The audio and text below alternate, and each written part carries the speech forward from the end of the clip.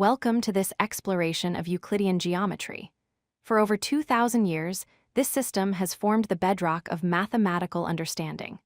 Today, we will uncover the axiomatic system and the foundation that Euclid built using simple postulates.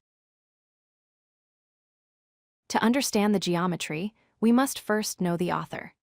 Euclid was a Greek mathematician living in Alexandria around 300 BC. His work, The Elements, is arguably the most successful textbook in history, organizing the mathematical knowledge of his time into a logical framework.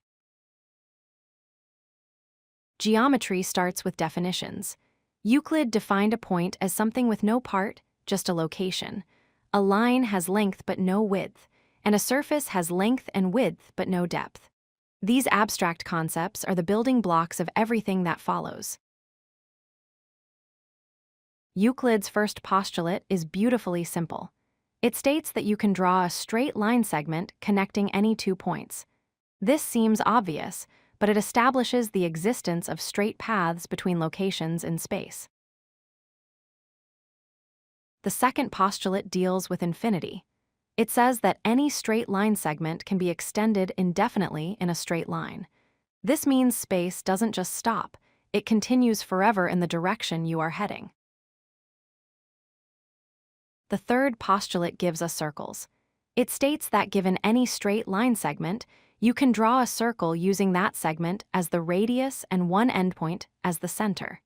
This is the foundation for using a compass in construction. Postulate 4 brings order to angles.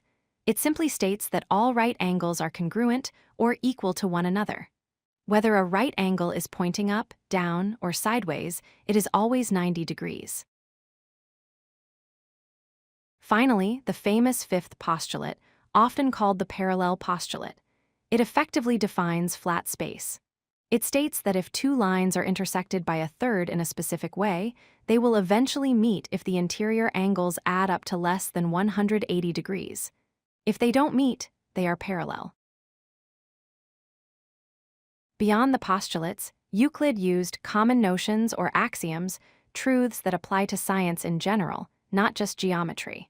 For example, if A equals B and B equals C, then A must equal C. These logical rules allow us to build proofs.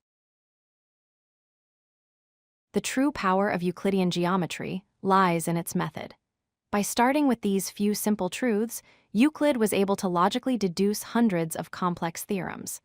This axiomatic approach is the standard for how we do mathematics today. If you like this video, hit that like button and don't forget to subscribe. Visit codelucky.com for more such useful content.